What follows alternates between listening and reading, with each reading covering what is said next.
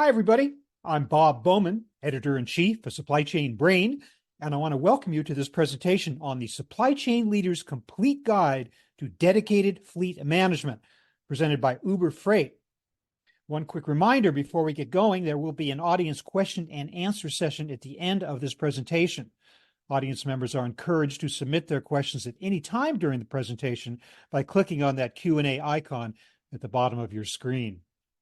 So, in this fast-changing freight market, shippers are evaluating where they can implement new dedicated fleets while better leveraging existing ones.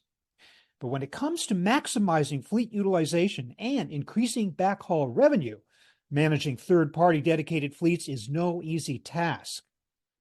Fortunately, there are some go-to strategies that can help.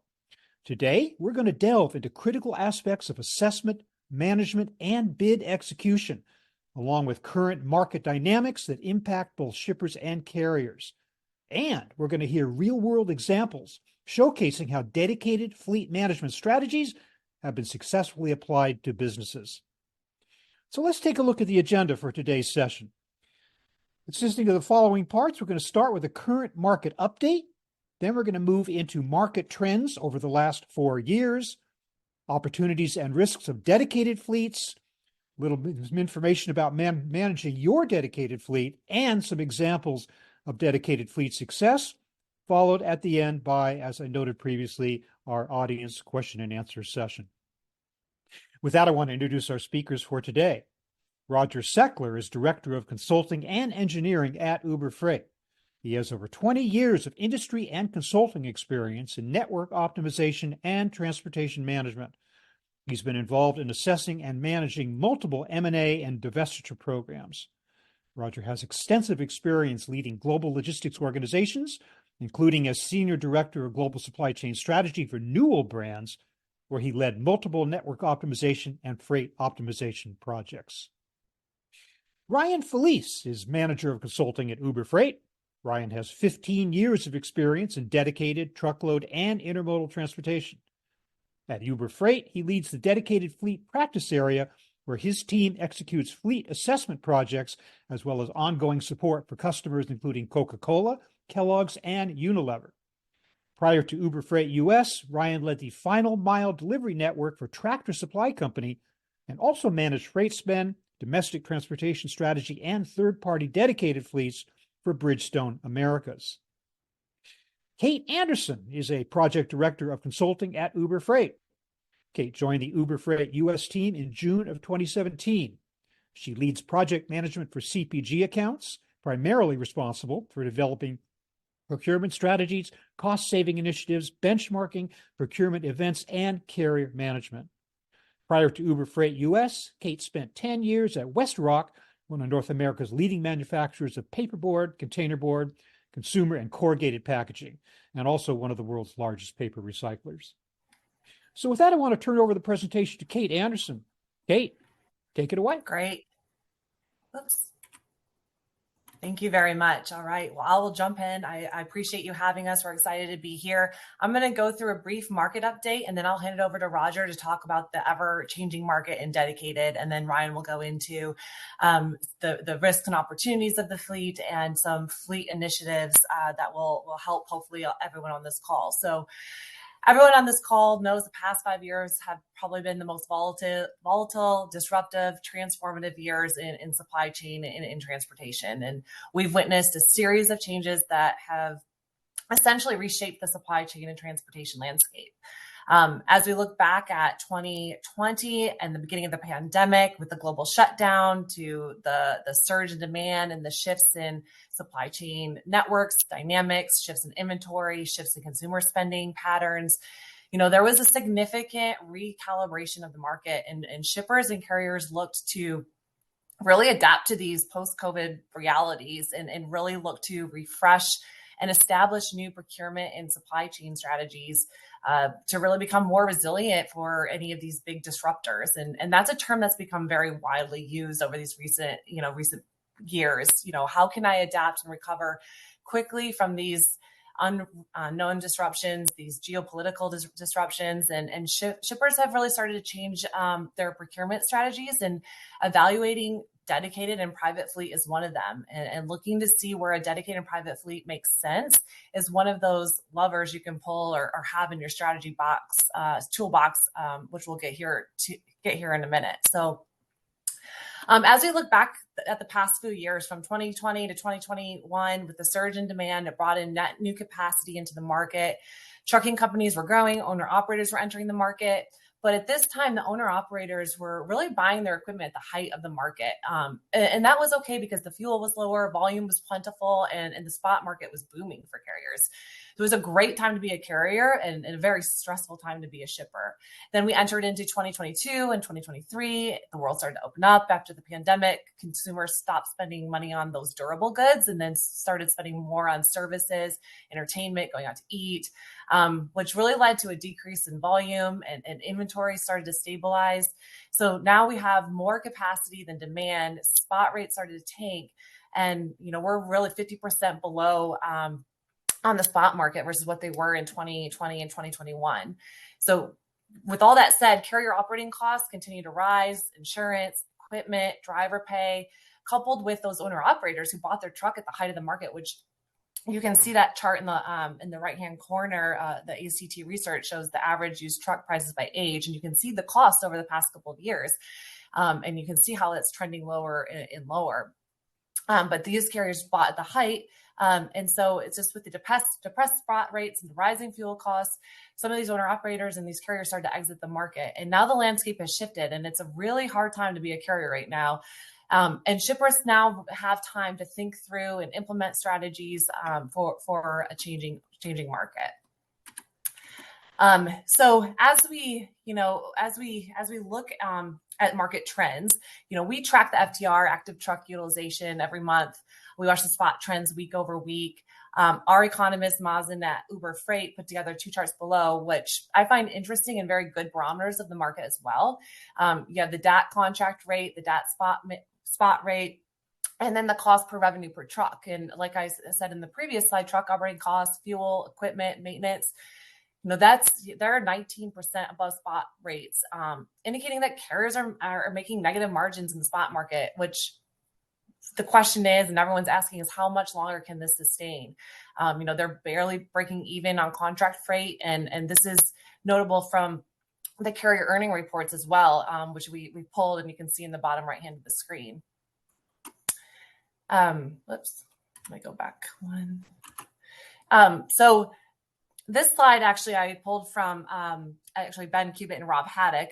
Those names might sound familiar to some people on this phone. And I find this really interesting. The carrier landscape has really changed over the past 10 to 15 years.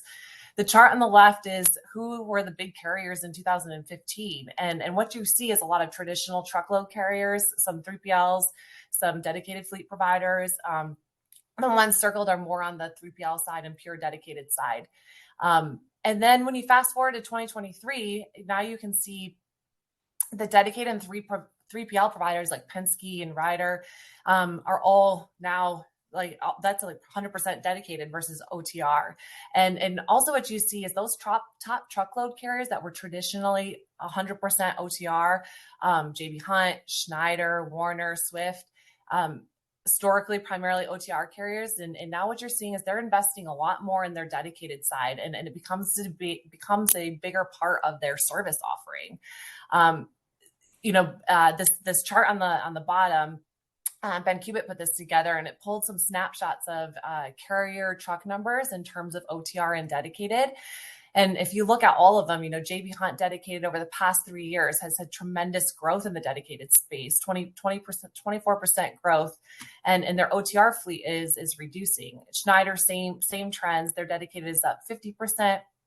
OTR is declining. Warner, similar trend. So OTR fleets are shrinking and dedicated is growing. And that's telling, and also, that if the market changes, right, those drivers that have shifted over to dedicated, it's hard when market starts to tighten, it's hard for that capacity to go back to OTR. So we'll talk about what makes a good dedicated network and what steps to take it to make it more cost effective.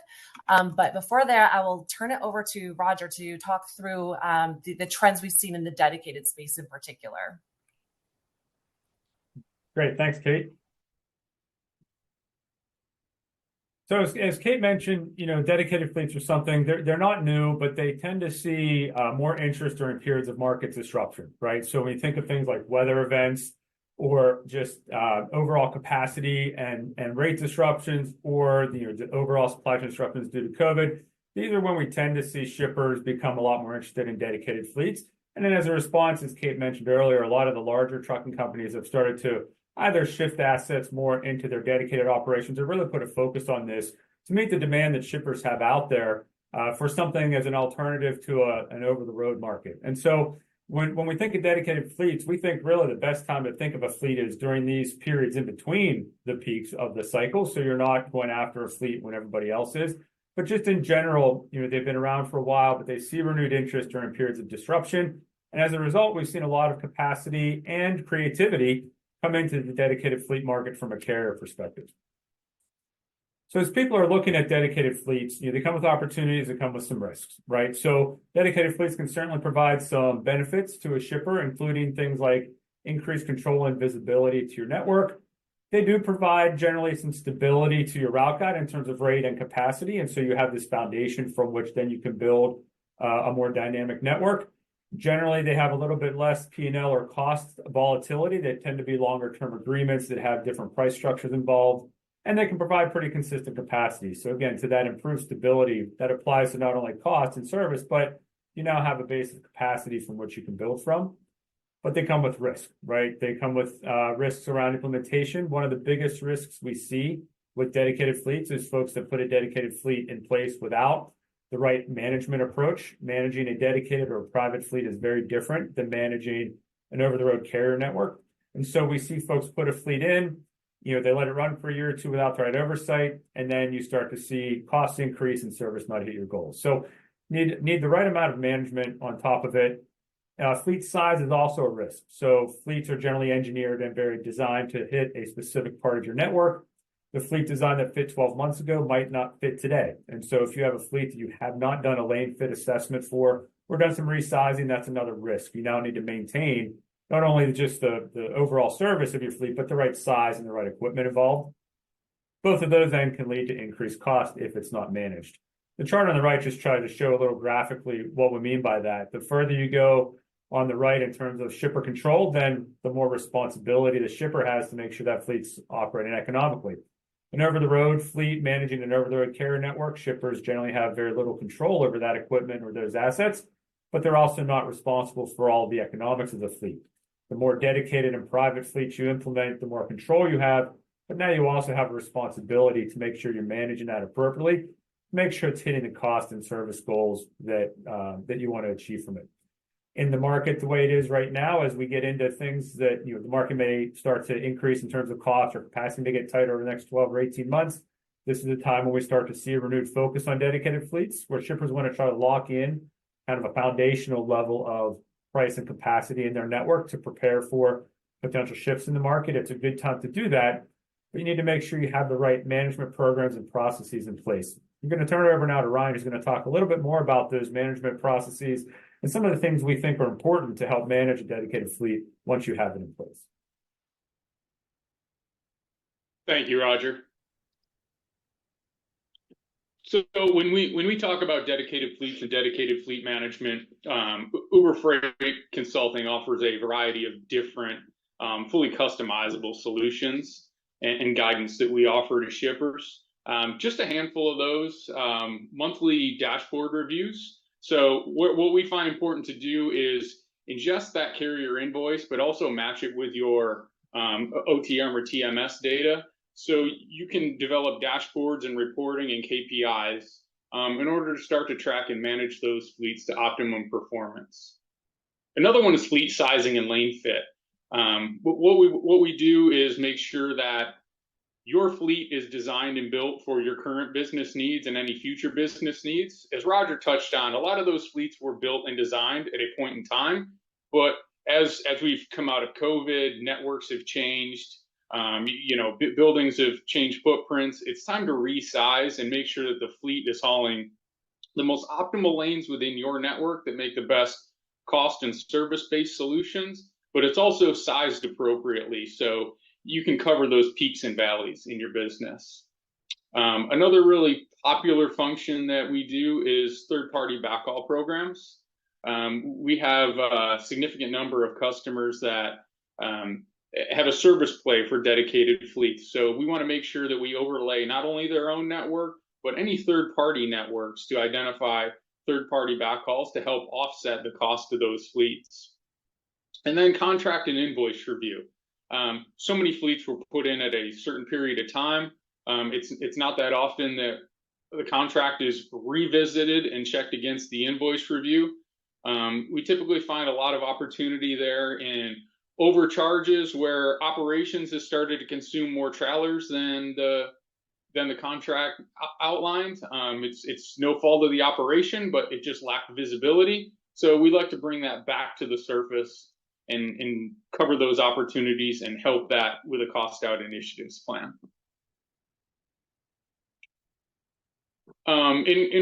So some key items to consider, whether you're outsourcing that fleet management or partnering with someone or starting to think about it internally, as Roger said early on, fleets are not an implement and forget. That's typically where we see fleet costing start to spiral out of control, and a lot of shippers start to question, is the fleet right for us? Should we have the fleet or shouldn't we? And that's typically not a should we or shouldn't we.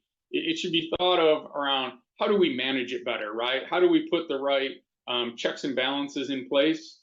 So we encourage everyone to think about engineered KPIs.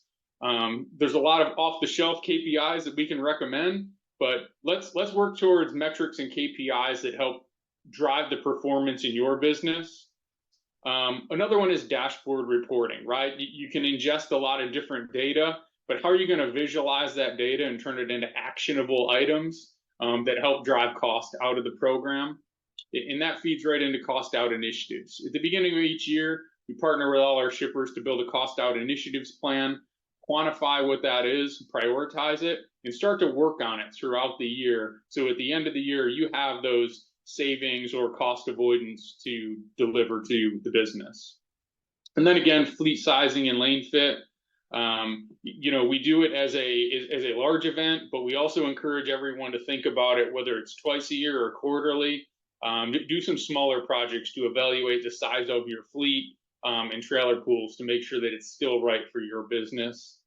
And then preferred mode. Make sure your routing guides are tendering the right percentage of freight to your dedicated fleets to make those the most optimal fleets in your network. And then lastly, I have a case study with a large CPG customer that partners with us for ongoing dedicated fleet management. Pretty large footprint. They have five sites, just over 131 drivers, and their average length of haul is roughly 350 miles.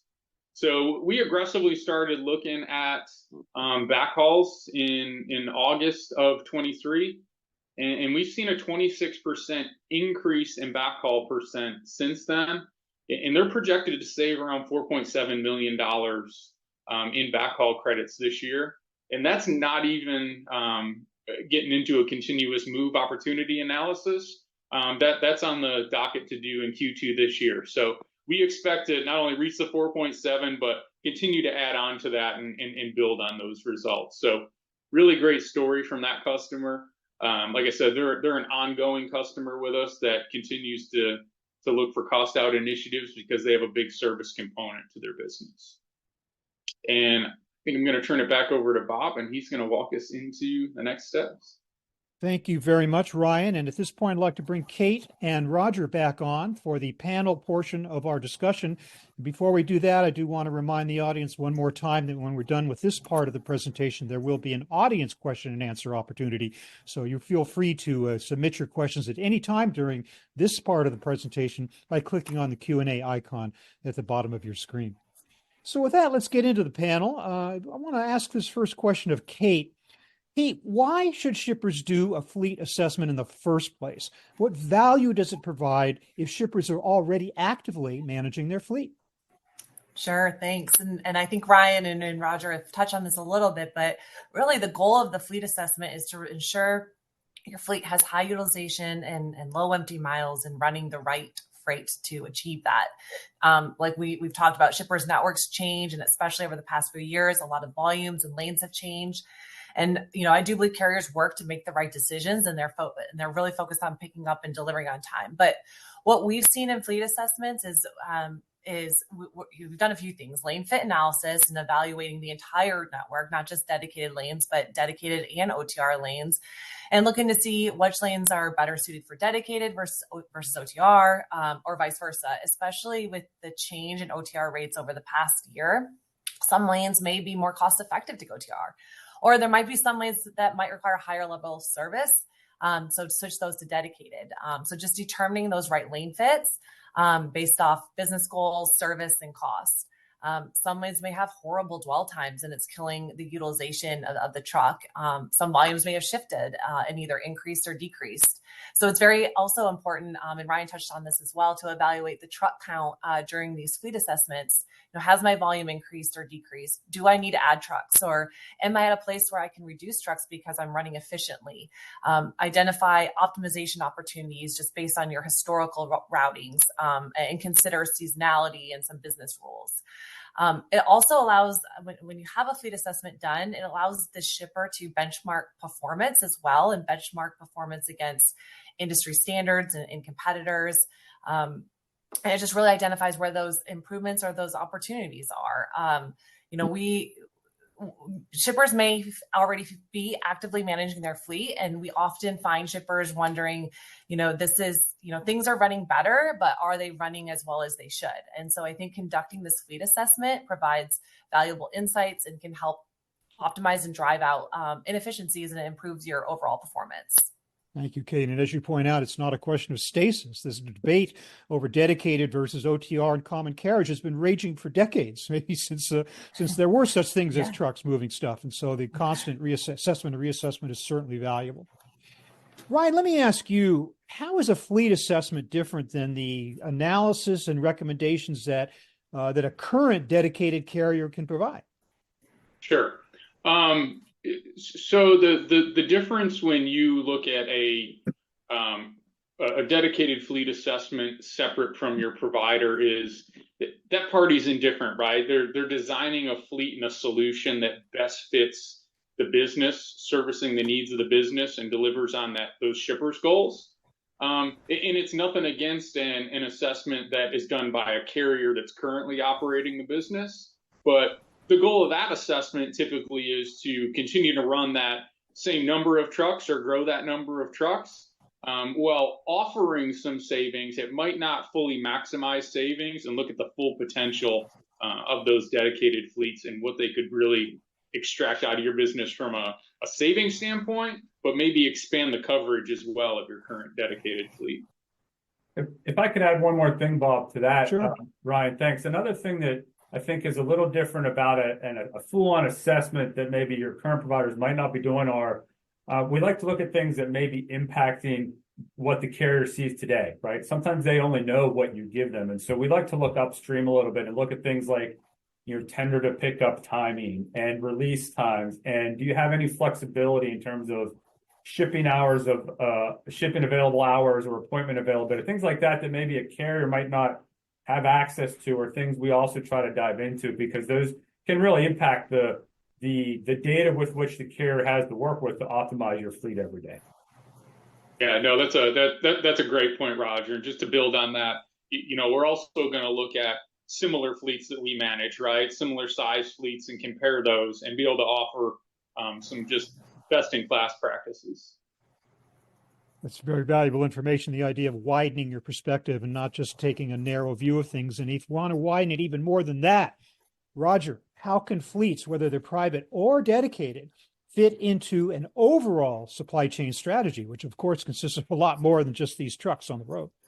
Yeah, I think it's first, make sure you have a supply chain strategy, right? Which would include things like carrier and lane segmentation, and really understanding where you need to prioritize service over cost, and how transportation can impact things like inventory management, production planning, customer finds, things like that. So, private and dedicated fleets can be a great fit to fill, some high service requirement lanes, or to support continuous move production loops and a lot of internal shuttle moves, things like that.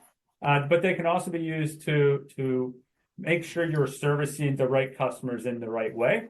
And it's important that they be part of the discussion with your overall carrier strategy. So a dedicated fleet should be part of the discussion when you're looking at your asset broker mix, your mode mix, LTL, truckload, intermodal, and then any other critical programs you have, like seasonal programs or facility relocations, things like that. So dedicated fleet is not necessarily a different mode, but as you're talking about things like asset broker mix, mode mix, a dedicated fleet should be a tool that's brought into those discussions, and there's usually a pretty good fit for some part of your network there. Underlying this whole discussion is the importance of measuring. Kate, I'm wondering if you could tell us about some targeted key performance indicators used to track performance. And for that matter, should you utilize the same set of KPIs for all fleets? Yeah, that's a great question, because all fleets are different and set up differently. And what we have a few key KPIs, turns, utilization, empty miles, backhaul revenue. But it does really determine on what type of fleet you're operating. A local fleet, which typically stays around, less than 100 miles.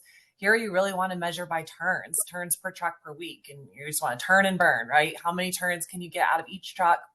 And typically within that 25 to 30-ish miles range, you should target around 10 turns per truck per week. And that, it does all depend on the characteristics of the lanes. Do I have drop capabilities, or is it live unload, or what regions they're in? Is there heavy traffic? So it does depend, on certain characteristics. But for those 25 to 30-ish miles, 10 turns per truck per week is pretty standard. Anything around that 100 miles, right, is around probably a little bit less than that, around 6 to 8 turns per week. And then for a regional or a long haul dedicated fleet, anything that goes beyond that 100-mile mark, or that 200 to 500-mile mark, sometimes can be more. Here, you really want to be sure you're hitting, miles per truck per week, or that 1,900 miles per truck per week with a stretch goal. It could be a stretch goal of 2,200, 2,400. But really, with the long haul and the regional, you really want to evaluate your empty mile legs and make sure that to implement a fleet, that you have a really good backhaul program, or you're partnering with 3PLs to find backhauls for those empty miles, and that they're heavy and consistent. And that's where the empty mile percent KPI comes into play. So you really, for those longer regional long haul fleets, you really don't want to be more than 25 to 30% empty miles. It's, you want to meet with your carriers regularly, have collaborative discussions on how they're going to fill those empty miles, or, like I said, partner with a 3PL or a shipper that has freight in the network that can get those empty miles filled. A couple other things that we'll measure is like the detention, which lanes have high dwell, and then also load dispersion, right? If you're shipping everything at the beginning of the week or the end of the week, see where there might be some order habits, or can ordering be shifted, or can volume be appointments be moved or changed or moved around and spread out across the week, versus really heavy on Monday and nothing shipping for the rest of the week. So I don't know, Ryan, Roger, anything else to add there? No, I think you covered the bulk. Yeah. Yeah. I think the key is having metrics, understanding what your performance is, and those metrics tend to evolve over time as the objectives and strategies for your fleet evolve. Mm-hmm. Yeah, good point. Those metrics also do a good job of revealing problems such as empty miles. And it's very gratifying to hear you talk about the empty mile problem, because it's been such an issue in past years, and it's more important than ever before now, given questions about capacity availability on a regular basis, that empty mile question be addressed directly. And it's great that you have some solutions there for bringing that number down. I'm almost hesitant to ask you this, Roger, just because of the absolute changing nature of this market and just how crazy things have been in the last few years. But from your estimation, are fleets cheaper than playing the spot market or moving to OTR over the road? And how should one think about the market now versus the market and capacity 12 months from now? Roger?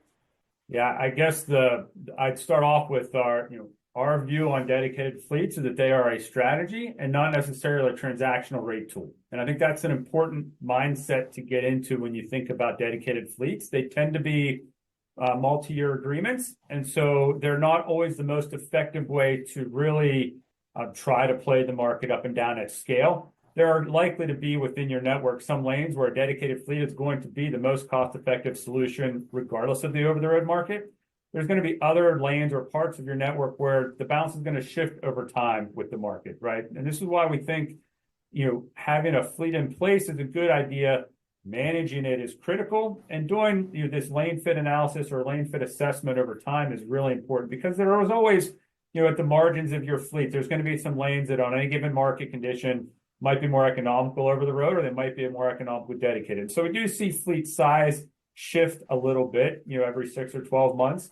But it's important to understand that dedicated fleets are not a great tool to use for scale level changes. Like, you don't implement a fleet today and get rid of it in December if rates go down. Conversely, the time to implement a dedicated fleet generally is not after the market has already turned and rates are going up. Again, this is why we think from a strategy perspective, they're a strategy, not a transactional tool. Now is the time, if you have a dedicated fleet, to think out 12 or 18 months. What are those most critical lanes I have that I want to make sure I protect my capacity and service on, that I want to have a hedge against potential rate inflation, and make sure you do your fit assessment to see if there's a slight premium that your dedicated fleet might cost today versus over the road. That premium may erode as the market goes up, but if you wait until the market goes up, you may have missed your opportunity to add those trucks, right? So it's important to, again, think of the fleet as a strategy. There are certainly periods of time when you want to adjust the lanes based on economics, but we really, sort of discourage large changes in fleet size year over year as long as you're keeping up with it. But at the same time, you suggest there's an element of flexibility to one's implementation of a dedicated fleet, which is different than I think the old debate was A or B, dedicated or common carriage, and you're locked into one or the other. And here you guys are talking about a way that you can approach it with much more nuance. And I really think that's an important observation to be making. I have to inject into this discussion the thing that gets injected into every discussion today, and that is sustainability. Roger, what are shippers exploring right now in terms of sustainability with dedicated fleets? Yeah, I'd go back to the empty mile discussion we just had a little bit, right? So empty miles generally are not considered very green miles. It's fuel you're burning for not productive use. But so fleets are a great tool to have for sustainable solutions, particularly when those solutions might involve some investment in either equipment or infrastructure. So if we think of things from a fuel perspective, alternative fuels, whether it be EVs or natural gas or hydrogen, if you're in a dedicated fleet program and it's a multi-year agreement, generally we see that be a good option for carriers to now be willing to make some investment in sustainable, capable equipment, because they know they've got kind of captive volume and a dedicated book of business to support it. From a shipper perspective, a dedicated fleet is great if you have to make infrastructure investments, for example, for EVs and the electrical infrastructure required to support them. If you know you've got a fleet that's going to be in place for several years, you've run the economics, it's an investment that now you can feel some certainty that you're at least going to get some use out of over time. So they're really good for things like alternative fuels, but they're also a good opportunity when they're properly managed to look at things like reducing empty miles.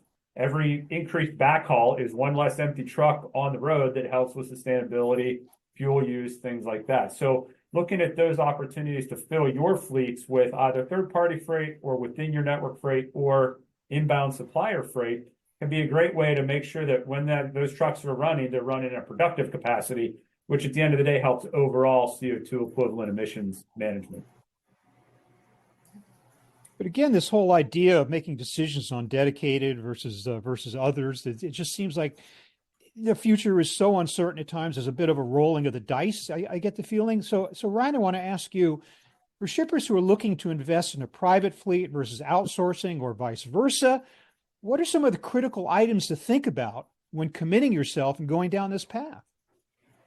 Yeah, so we see a lot of folks right now that are weighing that option, right?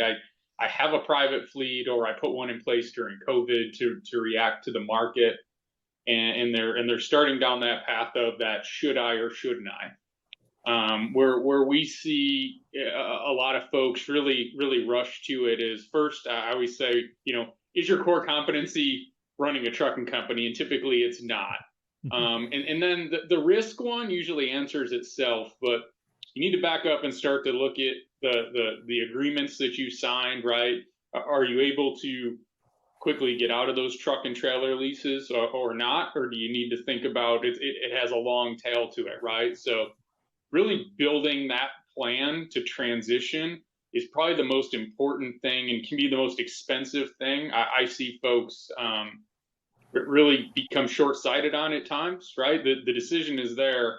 I'm ready to transition to something else, but what does that path look like in order to sustain service to your customers? If you rush out of it too quickly and you're not able to fill those lanes in that volume, you risk some service challenges and really poor performance to your customers.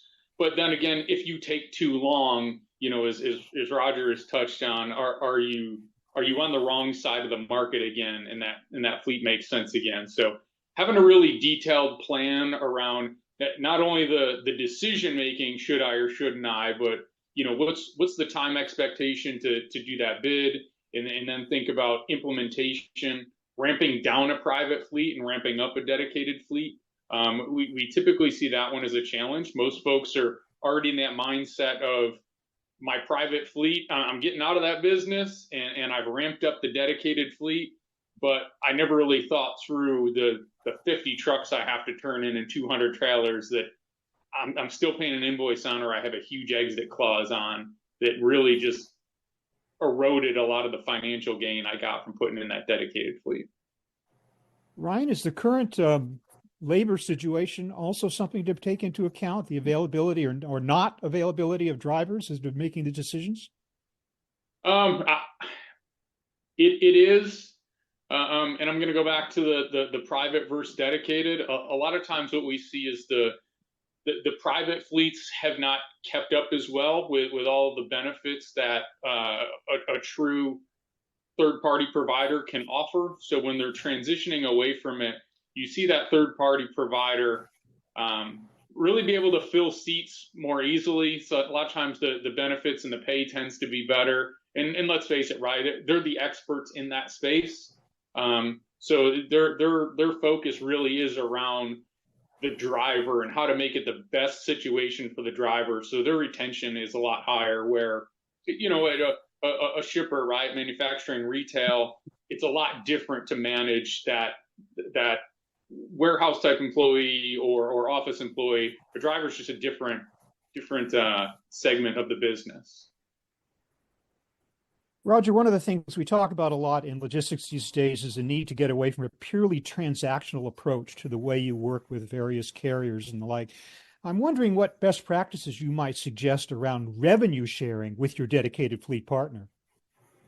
Yeah, revenue share is always one of the key negotiating points with any dedicated contract, right? And it's important to have a strategy that works with you and your carrier, but also has to make sure it fits the strategy of the fleet. So for example, if your dedicated fleet is very local based, and you've got a lot of runs that are 100 miles or 130 miles, backhaul revenue might not be the best place for you or your carrier to focus, because you tend to give up so much time and out of route miles trying to get the backhaul, and you'd be better off spinning that truck on another outbound turn. But if you have a fleet who's just by nature, your length of haul is longer, you may have to have some strategies with your carrier around, they should only be taking certain lanes if they can commit to a backhaul a certain percentage of the time, or they can commit to a certain backhaul revenue number, so they get the benefit of handling the outbound, but it comes with an expectation that they're going to help the shipper with the economics on the return trip through backhaul. There's a couple different programs that we see backhaul revenue sharing work. That, probably the most common is a revenue split on a percentage basis, right? 80-20 or 90-10, where the bulk of the revenue is going to the shipper, but there's some going to the carrier to help cover some of the incremental costs with those shipments. We also see some contracts that have a scale that if the shipper finds it, shipper gets more of the backhaul credit. If the carrier gets it, they get more of the backhaul credit as sort of an incentive to go try to fill those trucks coming back. So the key thing is different fleet designs will have different opportunities for backhaul, but also different needs for backhaul. And it's important to make sure you and your carrier both agree to that, because you don't want your carrier to try to go solicit a lot of third-party backhauls, and it ends up tying up a truck for time that you could have used more productively on one of your shipments. So, I don't know if there's a one-size-fits-all. I think a percentage-based revenue share is the most common model, but that also requires another layer that says there might be some lanes that are excluded from a backhaul priority, but there's other lanes that it might be a requirement to be part of the fleet. Thank you. Forgive me if I keep harping on this notion of the uncertainty of the future, especially though from the standpoint, if you're signing contracts, you want to make sure that those contracts to some degree anticipate what might come down the pike. And I'm wondering, if I have a 3 or 5 year contract, how should I structure that contract to account for rate increases, right? Yeah, great question. We get that one a lot. As Roger touched on earlier, dedicated is not a transactional business. It is that 3 to 5 year agreement. So one added benefit to a dedicated fleet is the ability to better plan and budget in the future. So what we like to recommend to folks is have some kind of economic trigger or trigger index or a combination of them that helps govern that contract. And also make sure you have that cap and collar in place that doesn't allow your contract to exceed certain thresholds. That way your business can start to plan and budget in future years. And then the contract doesn't escalate faster than the market. Because when we see that, we typically see that shipper is ready to make a change from that carrier because there wasn't that cap in place. And all of a sudden they've realized that the fleet costing has grown in excess of the market, when really if there was a cap in there, they probably could have retained that carrier and renegotiated some terms and signed them on. Where we see those caps and market indexes in place, dedicated contract renewal is last number I seen was north of 95%. Typically the ones that don't have them, they're ready to make a change because they really need to realign their spend. Mm-hmm. And I'll just add too, as we're talking about contracts, right? I would, we often see where there's not any continuous improvement metrics within the contract. So what we like to see is, carriers partnering with the shippers and agreeing in the contract, like a year over year continuous improvement cost reduction within a certain range, whether that's 2%, 3%, through different initiatives, slip seating, backhaul optimization, payload enhancement. Just put some onus on the carriers too. And if they're not making those, if there's not cost out initiatives, having that conversation and providing a plan, okay, how can we get there together? Well, thank you, all of you, for answering my questions in the panel portion of this presentation. We're now going to move into audience Q&A. Audience members are encouraged to keep on submitting your questions by clicking on that Q&A icon at the bottom of your screen, even as we are answering the questions that have already come in, and we will try to get to as many of these as we can, time permitting. So I'm just going to throw some of these out and see who might want to handle them. This one is asking, and again, we were talking about regional versus local earlier, so this is definitely in line with that. What are the pros and cons between partnering with a national dedicated carrier versus a regional carrier? Who would like to jump on that one? Yeah, I can start on that one, Bob. So I think the more important than the type of the carrier is the carrier themselves and their willingness to work is going to be manage a fleet effectively. I will say, we generally see both national and regional carriers can operate dedicated fleets well in the markets that they're good at, right? So, if you're a regional carrier, you might see some more medium haul, backhaul opportunities on a fleet that maybe a national carrier in that same market might not have visibility to, just because they don't have the concentration there. Conversely, a national carrier might be better if you're running multiple fleets in multiple locations that have a lot of crossing traffic. You might find some synergy by having one provider that's able to manage multiple fleets within your network, provided there's some freight synergy. There's always maybe a little bit of management and overhead synergy by having multiple fleets, but managing dedicated fleets is if you manage 3 or 4 carriers, that's really not a problem. There's no real need to have too few carriers. It's really about where there are some kind of freight flow synergies where a national carrier might really provide some extra value. And again, the regional folks, regional carriers do it really well also. Again, you might find a little bit more overall opportunity for backhaul, particularly with suppliers and things like that, with the national carriers got a bigger access to a bigger pool of freight. But a regional carrier might be able to fill in some of those gaps a little better, and they might have access to a little bit of a different driver pool that handle that, 180 to 300 mile lane that is just an odd distance, but they found people that either have convenient, they live there, or they found other companies with backhaul. So both can be successful. And if you're going to do a bid or look at a new fleet, we encourage you to include both in your RFP event. Include some national ones to get that exposure and scale, but include some who might be considered more regional, because you might get some little kind of local expertise that you might miss. Anybody got anything to add on? Kate, you're nodding. Do you want to add to that? I agree with everything that Roger said. I think both national carriers might have a better time to help with surge. If there's surge volume, they might be able to bring in more drivers, more trucks. But again, I think Roger hit all the points on the pros and cons of both. Okay, thank you. I think there's times we've seen some of the regional carriers actually excel when it becomes a very specialized portion of the business. Maybe it's specialized equipment, some light touch deliveries, things like that. I have seen some of the regional carriers excel in those areas. Okay, great, thanks.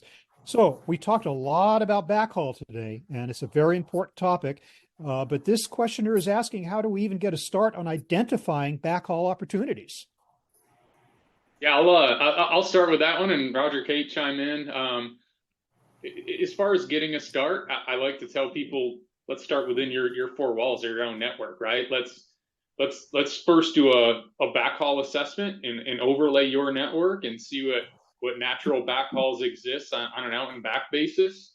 But let's also leverage, our heat tool for continuous moves. Continuous move isn't necessarily always out over to a vendor and back in. Is there some multi-leg tours that exist that you can send those fleets out further and start to take advantage of that?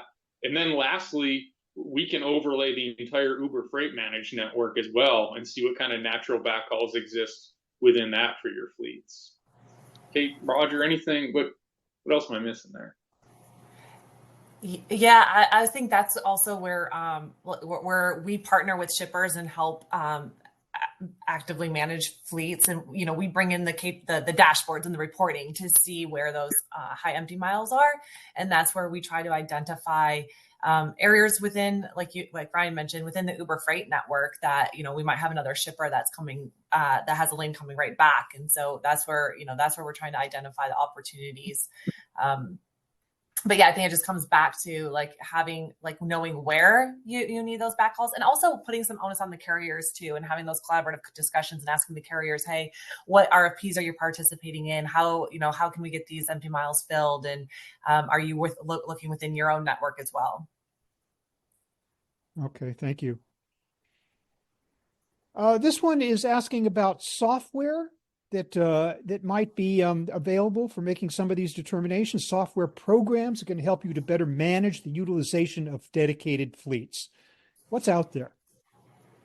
And I'll start on this one. So there's a lot of software that can help manage transactional dedicated fleets, route optimization. Many TMS providers, we're a TMS provider. We have software that helps with this.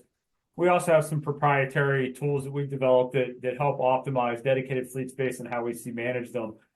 So rather than get into specific kind of programs and who to go after, there's certainly searchable ways to find that. But I would think also about the challenges of implementing for a shipper your own software to optimize your fleet that you might only do once every 12 months, versus there are services out there that might be able to help you better, both from a providing industry leading software, but also sometimes more importantly, knowing the inputs and the assumptions to make to get the most out of a fleet. So there's certainly a lot of TMS providers have software that does that. There's route management tools that are out there that you can use. A lot of the carriers also have it. What we tend to find though is to really get the most out of a fleet, unless you're going to do this every month and it's something that's part of your everyday expertise as a shipper, finding a partner that can help use good tools, but bring insight from other fleets and help you ask the right questions might be better. The other thing is from an overall management, we see a lot of fleets that are managed effectively in Excel. The key point with managing the fleet is getting the right metrics in place with your carrier, the right cadence to review with them, and making sure that those metrics accurately reflect what's happening with the trucks you're paying for. So there's kind of technology to optimize, which is what I talked about earlier, and we would suggest finding a partner that does that and has some expertise. But in terms of managing the fleet, carriers can provide scorecards, or we see shippers use their own BI tools, Tableau, Microsoft BI. The key for that is making sure the metrics match what's happening and then match how your payment structure is set up with the carrier. Thank you. This question says, we put a dedicated fleet in place during COVID and the contract is nearing the end. How do I know what the fleet should look like and what should I ask for during the next cycle? Well, here we are again with what am I supposed to do in the future when in a world of unpredictability? Ryan, I like the way you're smiling at that one. How about I throw it in your lap? Yeah, thanks. I don't mean to sound redundant with the answer, but a lot of it starts again with lane fit assessment, fleet sizing, activity. That network has likely changed quite a bit since the initial inception of it. And so, using some of those engineering tools that Roger mentioned, we'll partner with our engineering team. I would model that out and understand what that should look like in order to cover the new peaks and valleys of your business, and structure the bid or renewal in that sense. You likely have learned a lot about backhauls and possibly some continuous moves. That'd be my next evolution, right? If this was the first cycle of dedicated, start to get more defined on what that backhaul rev share should look like. Are there core lanes that you want hauled as part of that? Roger, Kate, what else? No, I think you got it. Now's a good time to, as we've been telling people for the last 12 months, anything you did in 2020 and 2021, if you haven't revisited it, now's the right time to do it. Yeah, it's a great time. Great, thank you. Are there any programs or processes in place that can help increase our fleet's backhaul within my network? Once again, we're back to backhaul. Anybody want to add any more observations on backhaul, how you can increase your use of that? I think we've tried to share a lot already. Again, I think it's make sure the backhaul is the right focus for the right part of your fleet, and then make sure you have the right incentive with your carrier to leverage their network to try to go out and get it. The other thing I think we touched on is don't neglect your inbound supply from your vendors. That can be a great source for backhauls that might just not be visible within your TMS today because you're buying it delivered. That's another great opportunity to try to find some extra volume. Well, I really enjoyed this conversation, your presentation and your answers to the questions. You guys have brought so much nuance to a very, very complex question. And I want to thank all of you for your great observations. Unfortunately, I am the bearer of bad news. We are almost out of time. We have time for one final question, and I'm going to throw it to Ryan. Ryan, what are the first steps needed to take to begin assessing dedicated or private fleet? Sure. Thanks, Bob. I always like to talk to folks about start to define the whys around the need for that fleet, right? Is it cost, service, specialized equipment, a combination, or possibly all three? Think about what those metrics and KPIs need to look like and what kind of flexibility you need in that fleet in order to service your business. I would also challenge everyone to think about identifying a trusted partner to partner with to model those fleets, because dedicated fleets are very different than OTR, right? It's a very specialized piece of the business, so you want to make sure someone can bring you the tools and expertise to define what that fleet should look like, especially before you go out to RFP. Folks that go out to RFP without that defined tend to get a lot of mixed answers and really struggle to find a fleet that fits their network well. So again, define what your fleet should look like and make sure you have a trusted partner that can help advise you in that decision process. Thank you so much. And once again, I do want to thank our speakers for today, Ryan, Roger, and Kate, for a great presentation. And audience, thank you so much for your attendance and your great questions as well. We have a couple of assets for you, a couple of extras here. One is an infographic asking or answering the question, is it time for a fleet assessment? and a blog post from Uber Freight on dedicated fleets, capacity, and value. If you're unable to snap a shot of those QR codes right now, don't worry about it. They will be sent very quickly to all webinar attendees. So once again, thank you, everybody. Have a great day. Thank you very much. Yeah, appreciate it. Thank you.